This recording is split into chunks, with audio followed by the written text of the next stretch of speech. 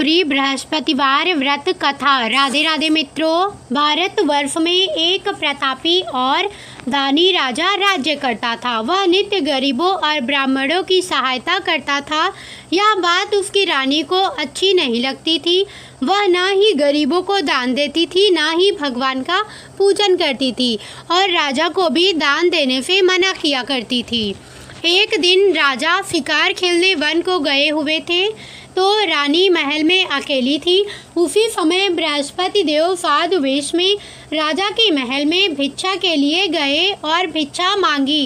रानी ने भिक्षा देने से इनकार किया और कहा, हे साधु महाराज, मैं तो दान पुण्य से तंग आ गई हूँ। मेरा पति सारा धन लुटाते रहते हैं। मेरी इच्छा है कि हमारा धन नष्ट हो जाए, फिर ना रहेगा बांस, ना बजेगी बांसुरी।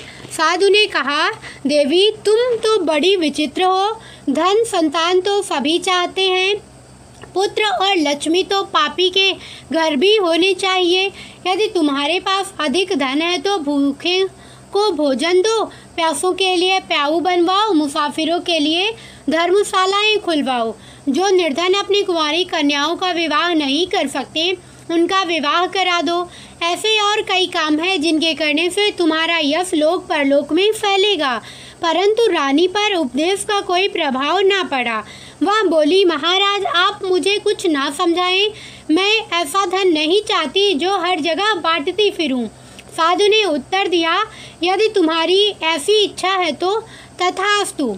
तुम ऐसा करना कि बृहस्पतिवार को घर लीपकर पीली मिट्टी से अपना सिर धोकर स्नान करना, भट्टी चढ़ाकर कपड़े धोना।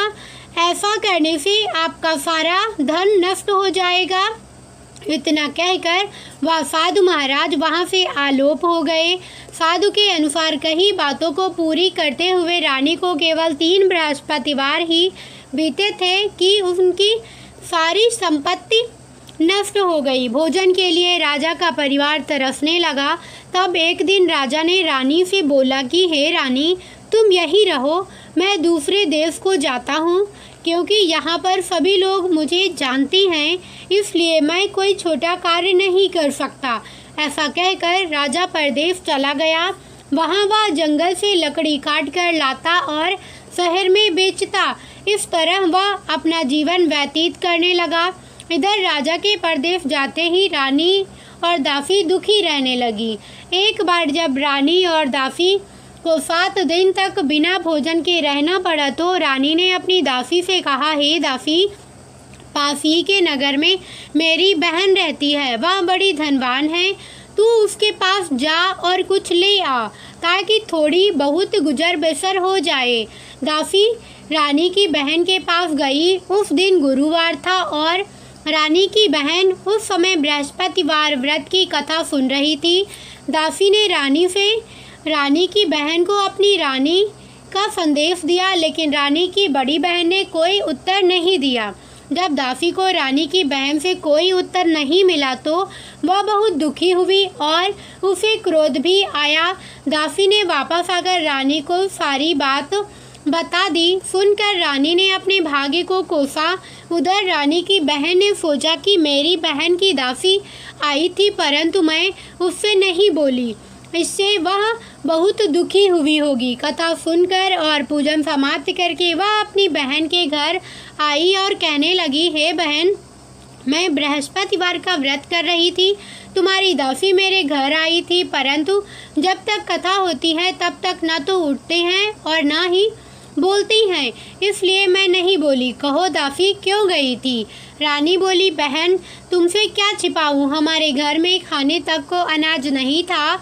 ऐसा कहते कहते रानी की आंखें भर आई। उसने दासी समेत पिछले 7 दिनों से भूखे रहने तक की बात अपनी बहन को विस्तार पूर्वक सुना दी।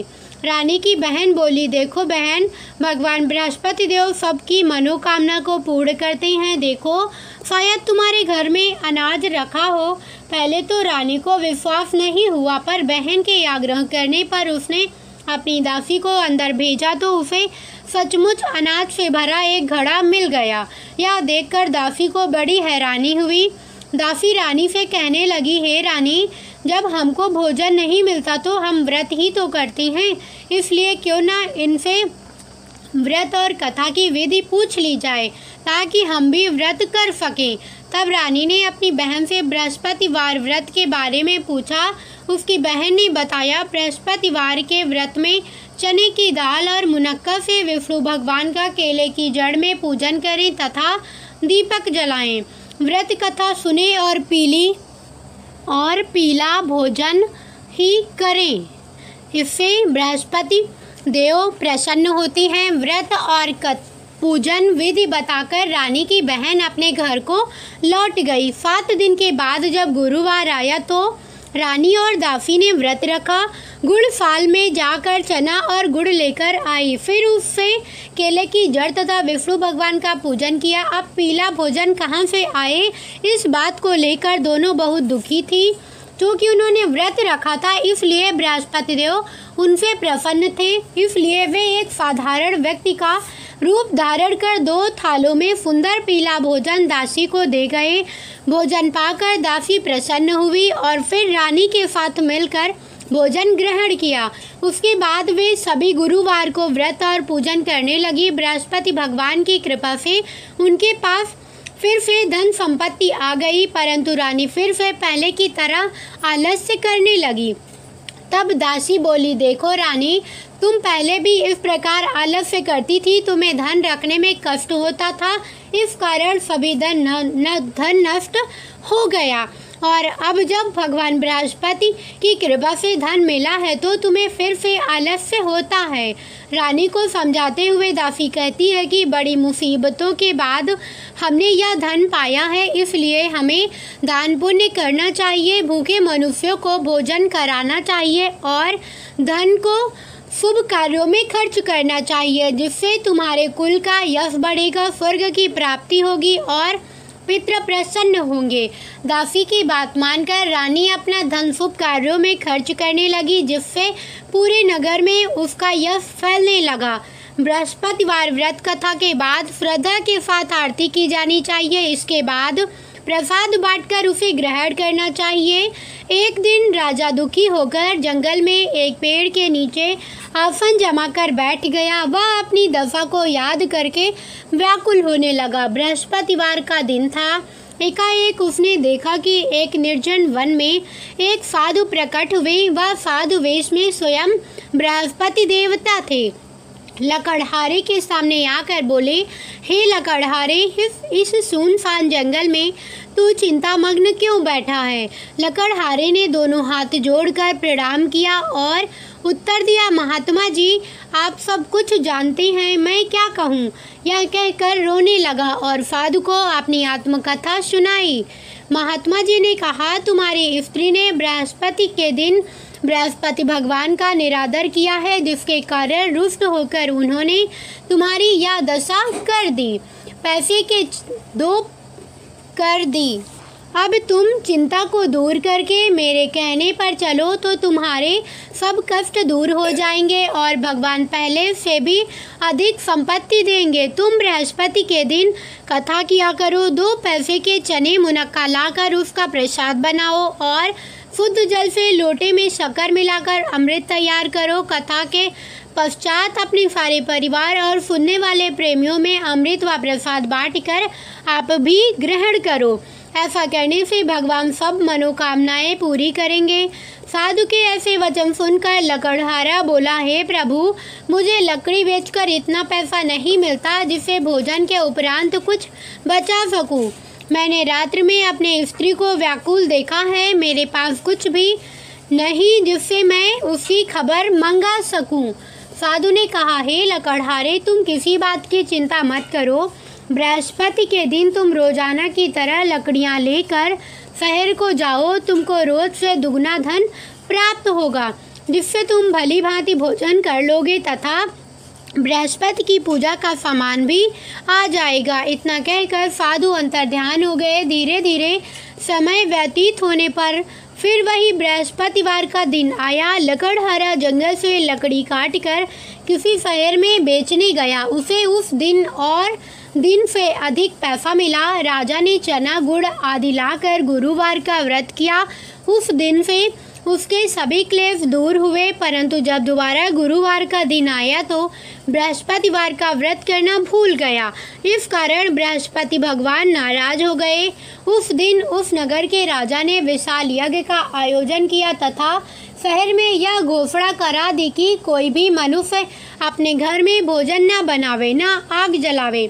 समस्त जनता में मेरे यहाँ भोजन करने आवे। इस आज्ञा को जो ना मानेगा उसे फांसी की सजा दी जाएगी। इस तरह की घोषणा संपूर्ण नगर में करवा दी गई। राजा की आज्ञा अनुसार शहर के सभी लोग भोजन करने गए, लेकिन लकड़हारा कुछ देर से पहुंचा, इसलिए राजा उसको अपने साथ घर लिवा ले गए और ले जाकर भोजन करा रहे थे तो रानी की दृष्टि उस खूंटी पर पड़ी जिस पर उसका हार लटका हुआ था। वह वहां पर दिखाई नहीं दिया। रानी ने निश्चय किया कि मेरा हार इस मनुष्य ने चुरा लिया है। उसी समय सिपाहियों को बुलाकर उसको कारागार में डलवा दिया। जब लकड़हारा कारागार में पड़ गया और बहुत दुखी होकर विचार करने लगा कि ना जाने कौन से पूर्व जन्म के कर्म से मुझे यह दुख प्राप्त हुआ है, और उसी साधु को याद करने लगा जो कि जंगल में मिला था। उसी समय तत्काल बृहस्पति देव साधु के रूप में प्रकट हुए और उसकी दशा को देखकर कहने लगे, अरे मूर्ख, तूने बृहस्पति देव की कथा नहीं करी, इस कारण तुझे दुख प्राप्त हुआ है। अब चिंता मत कर, बृहस्पतिवार के दिन कारागार के दरवाजे पर 4 पैसे पड़े मिलेंगे, उनसे तू बृहस्पति देव की पूजा करना, तेरे सभी कष्ट दूर हो जाएंगे। बृहस्पति के दिन उसे 4 पैसे मिले। लकड़हारे ने कथा कही। उसी रात्रि को बृहस्पति देव ने उस नगर के राजा को स्वप्न में कहा, हे राजा, तुमने जिस आदमी को कारागार में बंद कर दिया है वह निर्दोष है, वह राजा है, उसे छोड़ देना। रानी का हार उसी खूंटी पर लटका है। अगर तू ऐसा नहीं करेगा तो मैं तेरे राज्य को नष्ट कर दूंगा। इस तरह रात्रि के स्वप्न को देखकर राजा प्रातः काल उठा और खूंटी पर हार देखकर लकड़हारे को बुलाकर क्षमा मांगी तथा लकड़हारे को योग्य सुंदर वस्त्र आभूषण देकर विदा कर दिया। बृहस्पति देव की आज्ञानुसार लकड़हारा अपने नगर को चल दिया। राजा जब अपने नगर के निकट पहुंचा तो उसे बड़ा आश्चर्य हुआ। नगर में पहले से अधिक बाग, तालाब, कुएं तथा बहुत सी धर्मशाला, मंदिर आदि बन गए हैं। राजा ने पूछा, यह किसका बाग और धर्मशाला है? तब नगर के सब लोग कहने लगे, यह सब रानी और बांदी के हैं। तो राजा को आश्चर्य हुआ और गुस्सा भी आया। जब रानी ने यह खबर सुनी कि राजा आ रहे हैं तो उन्होंने बांदी से कहा कि हे दासी, देख, राजा हमको कितनी बुरी हालत में छोड़ गए थे। हमारी ऐसी हालत देखकर वह लौट ना जाए, इसलिए तू दरवाजे पर खड़ी हो जा। आज्ञानुसार दासी दरवाजे पर खड़ी हो गई। राजा आए तो उन्हें अपने साथ लिवा लाई। तब राजा ने क्रोध करके अपनी रानी से पूछा कि यह धन तुम्हें कैसे प्राप्त हुआ है? तब उन्होंने कहा, हमें यह सब धन बृहस्पति देव के इस व्रत के प्रभाव से प्राप्त हुआ है। राजा ने निश्चय किया कि 7 रोज बाद तो सभी बृहस्पति देव का पूजन करते हैं, परंतु मैं प्रतिदिन दिन में 3 बार कहानी तथा रोज व्रत किया करूँगा। अब हर समय राजा के दुपट्टे में चने की दाल बंधी रहती तथा दिन में 3 बार कहानी कहता। एक रोज राजा ने विचार किया कि चलो अपनी बहन के यहाँ हो आवे। इस तरह निश्चय कर राजा घोड़े पर सवार हो अपनी बहन के यहाँ को चलने लगा। मार्ग में उसने देखा कि कुछ आदमी एक मुर्दे को ले जा रहे थे। उन्हें रोककर राजा कहने लगा, अरे भाइयों, मेरे बृहस्पति देव की कथा सुन लो। वे बोले, लो, हमारा तो आदमी मर गया है, इसको अपनी कथा की पड़ी है। परंतु कुछ आदमी बोले, अच्छा कहो, हम तुम्हारी कथा भी सुनेंगे। राजा ने दाल निकाली और जब कथा आधी हुई थी कि मुर्दा हिलने लग गया, और जब कथा समाप्त हो गई तो राम राम करके मनु से उठकर बैठ गया। आगे मार्ग में उसे एक किसान खेत में हल चलाता मिला। राजा ने उसे देख और उसे बोले, अरे भैया, तुम मेरे बृहस्पतिवार की कथा सुन लो। किसान बोला, जब तक मैं तेरी कथा सुनूंगा तब तक 4 हरैया जोत लूँगा। जा अपनी कथा किसी और को सुनाना। इस तरह राजा आगे चलने लगा। राजा के हटते ही बैल पछाड़ खाकर गिर गया तथा किसान के पेट में बड़ी जोर का दर्द होने लगा। उस समय उसकी माँ रोटी लेकर आई। उसने जब यह देखा तो अपने पुत्र से सब हाल पूछा और बेटे ने सभी हाल कह दिया। तो बुढ़िया दौड़ी दौड़ी उस घुड़सवार के पास गई और उससे बोली कि मैं तेरी कथा सुनूंगी, तू अपनी कथा मेरे खेत पर चलकर ही कहना। राजा ने बुढ़िया के खेत पर जाकर कथा कही, जिसके सुनते ही वह बैल उठ खड़ा हुआ तथा किसान के पेट का दर्द भी बंद हो गया। राजा अपनी बहन के घर पहुंचा। बहन ने भाई की खूब मेहमानी की। दूसरे रोज प्रातःकाल राजा जगा तो वह देखने लगा कि सब लोग भोजन कर रहे हैं। राजा ने अपनी बहन से कहा, ऐसा कोई मनुष्य है जिसने भोजन नहीं किया हो, मेरी बृहस्पतिवार की कथा सुन ले। बहन बोली, हे भैया, यह देश ऐसा ही है कि पहले यहाँ लोग भोजन करती हैं, बाद में अन्य काम करती हैं। अगर कोई पड़ोस में हो तो देख आऊँ। वह ऐसा कहकर देखने चली गई, परंतु उसे कोई ऐसा व्यक्ति नहीं मिला जिसने भोजन न किया हो। अतः वह एक कुम्हार के घर गई जिसका लड़का बीमार था। उसे मालूम हुआ कि उनके यहाँ 3 रोज से किसी ने भोजन नहीं किया है। रानी ने अपने भाई की कथा सुनने के लिए कुम्हार से कहा। वह तैयार हो गया। राजा ने जाकर बृहस्पतिवार की कथा कही, जिसको सुनकर उसका लड़का ठीक हो गया। अब तो राजा की प्रशंसा होने लगी। एक रोज़ राजा ने बहन से कहा कि हे बहन, हम अपने घर को जाएंगे, तुम भी तैयार हो जाओ। राजा की बहन ने अपनी सास से कहा। सास ने कहा, हाँ चली जा, परंतु अपने लड़कों को मत ले जाना, क्योंकि तेरे भाई की कोई औलाद नहीं है।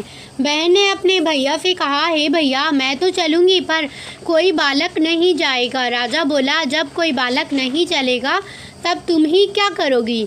बड़े दुखी मन से राजा अपने नगर को लौट आया। राजा ने अपनी रानी से कहा, हम निर्वंशी हैं, हमारा मुंह देखने का धर्म नहीं है और कुछ भोजन आदि नहीं किया। रानी बोली, हे प्रभु, बृहस्पति देव हमें सब कुछ दिया है, वह हमें औलाद अवश्य देंगे। उसी रात को बृहस्पति देव ने राजा से स्वप्न में कहा, हे राजा, उठ, सभी सोच त्याग दे, तेरी रानी गर्भ से है। राजा की यह बात सुनकर बड़ी खुशी हुई। 9वें महीने में उसके गर्भ से एक सुंदर पुत्र पैदा हुआ। तब राजा बोला, हे रानी, स्त्री बिना भोजन के रह सकती है, पर बिना कहे नहीं रह सकती। जब मेरी बहन आवे तुम उसे कुछ मत कहना। रानी ने सुनकर हाँ कर दिया। तब राजा की बहन ये शुभ समाचार सुना तो वह बहुत खुशी हुई तथा बधाई लेकर अपने भाई के यहाँ आई। तभी रानी ने कहा, घोड़ा चढ़कर तो नहीं आई, गधा चढ़ी आई। राजा की बहन बोली, भाभी, मैं इस प्रकार न कहती तो तुम्हें औलाद कैसे मिलती। बृहस्पति देव ऐसे ही हैं, जैसी जिसके मन में कामनाएं हैं सभी को पूर्ण करती हैं। जो सद्भावना पूर्वक बृहस्पतिवार का व्रत करता है एवं कथा पढ़ता है अथवा सुनता है, दूसरों को सुनाता है, बृहस्पति देव उसकी सभी मनोकामना पूर्ण करती है। भगवान बृहस्पति देव उसकी सदैव रक्षा करती हैं। संसार में जो मनुष्य सद्भावना से भगवान जी का पूजन व्रत सच्चे हृदय से करती हैं तो उनकी सभी मनोकामनाएं पूर्ण करती हैं। जैसी सच्ची भावना से रानी और राजा ने उनकी कथा का गुणगान किया तो उनकी सभी इच्छाएं बृहस्पति देव जी ने पूर्ण की थी। इसलिए पूर्ण कथा सुनने के बाद प्रसाद लेकर जाना चाहिए। हृदय से उसका मनन करते हुए जयकारा बोलना चाहिए। बोलो बृहस्पति देव की जय, भगवान विष्णु की जय। कैसी लगी वीडियो कमेंट करके बताना। साथ ही वीडियो को लाइक, चैनल को सब्सक्राइब करके कमेंट में विष्णु भगवान की जय ज़रूर लिखना और अपने मित्रों संबंधियों के साथ शेयर करना। धन्यवाद।